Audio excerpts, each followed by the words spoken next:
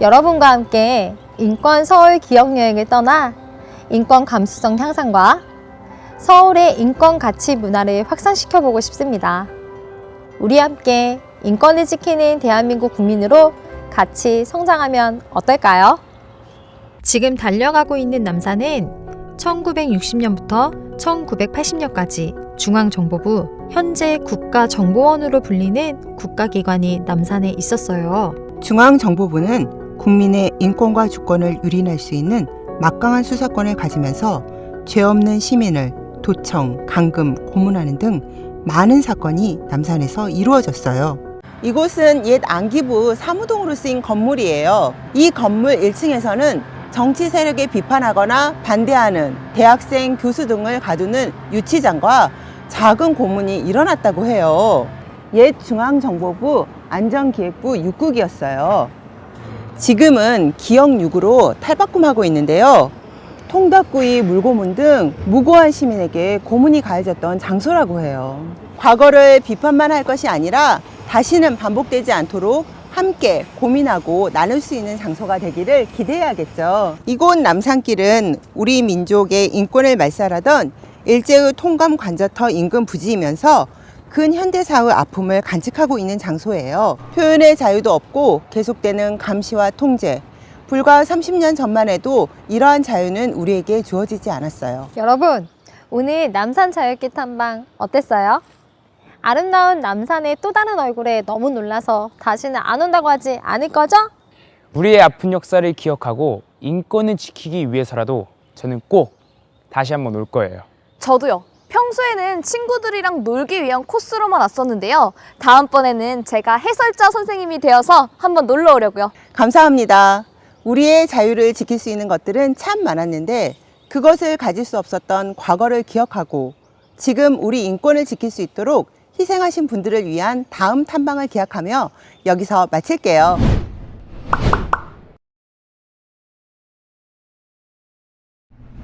하루 평균 14시간 이상의 노동과 휴일 보장도 없었던 열악한 인권의 발자취를 따라 노동 전태일기를 함께 탐방해 볼까요?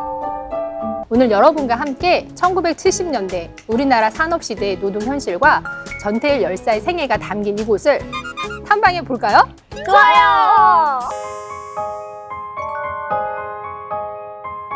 자, 이제 과거의 전태일 열사를 만나는 순간이 왔어요. 근데 60년대에도 근로기준법이 있었어요? 그거는 제가 설명드릴게요. 1953년에 우리나라 노동법이 전쟁을 치르는 과정에서 제정이 되는데요.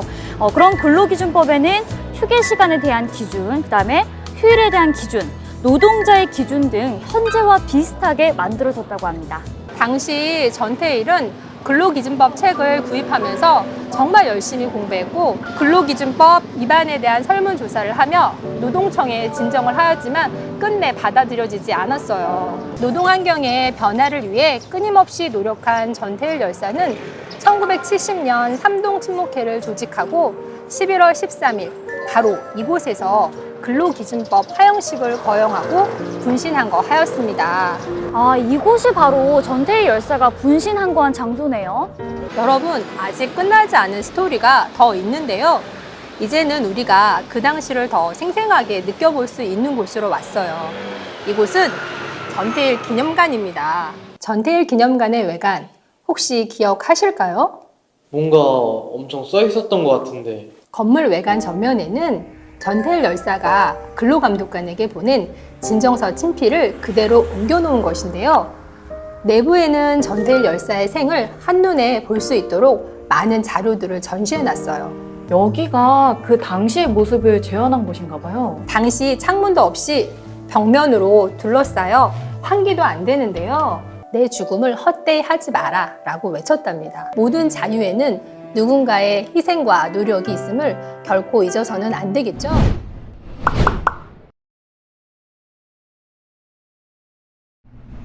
오늘 우리가 함께 걷는 민주화 4월길에서는 우리나라 민주주의가 어떻게 발전했는지, 그리고 우리의 인권을 어떻게 지켜나갔는지 좀 더 생생한 현장으로 이동하여 해설자님의 이야기를 들으며 함께 떠나볼까요? 지금 출발! 우리가 서 있는 이곳은 청와대 분수광장인데요.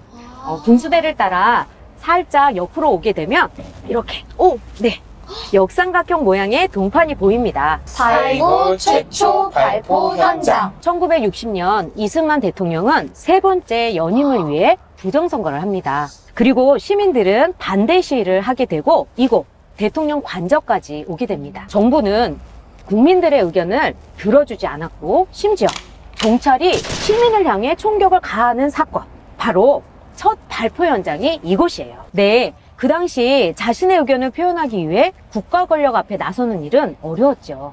그만큼 시민들의 의지와 희생이 담겨 있는 장소이기도 하고요. 공사 중인 것 같은데? 저희 잘못 온 거 아니에요? 지금은 공사 중이지만 저기 안쪽으로 보면 4.19 혁명 50주년 기념탑이 보일 거예요. 4.19 혁명 대한민국 민주화 운동을 기념한 탑인데요. 그 기념탑에는 자유, 민주주의, 그리고 평화통일, 정의까지 이렇게 4가지 의미가 담아져 있답니다. 자, 먼 길 걸어서 도착한 이곳은 1975년까지 국회의사당으로 쓰여졌던, 지금은 서울특별시의회 건물이에요. 4.19 혁명의 계기가 됐던 4.4.5입 개헌 등 현대사의 비민주적 법들이 결정된 장소이기도 하고요.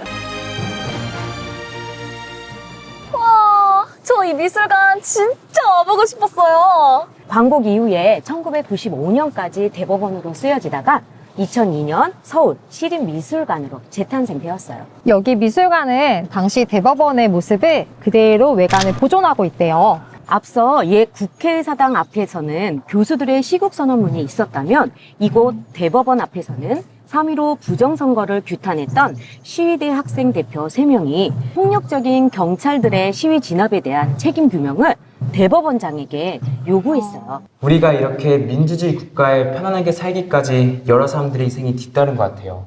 예쁜 길을 걸었지만 사실상 마음이 좀 짠하네요.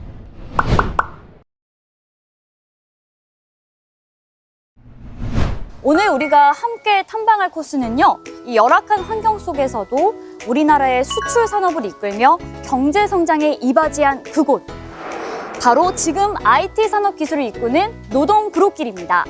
이 수출의 달인은 가산 디지털 단지 3공단과 마리오 사거리 2공단을 연결해주는 달이었어요. 공단에서 만들어진 제품들은 메이드 인 코리아 라벨을 달고 대한민국 수출 산업을 이끌었던 자리로 노동자들의 출퇴근길 역할도 했었어요.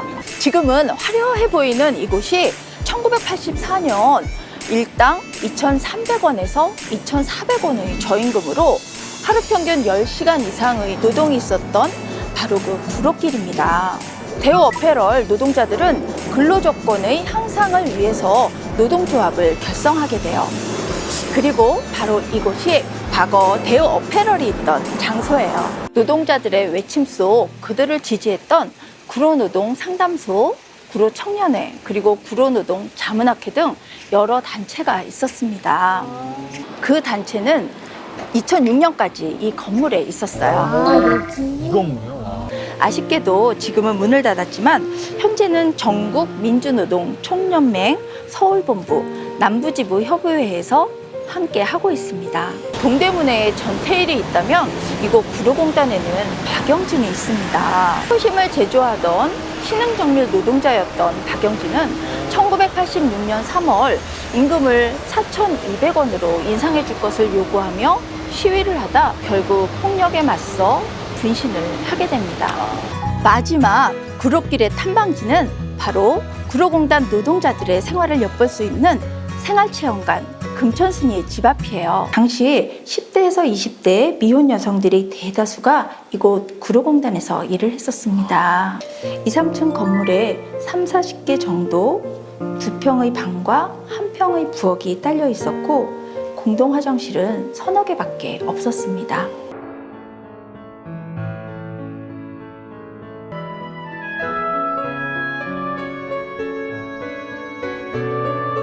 근로조건 향상에 보장되는 삶을 살게 해준 구로길. 어려운 현실을 극복해 주신 분들을 위해 노동 구로길을 탐방하며 감사의 마음을 전달해 보는 건 어떨까요?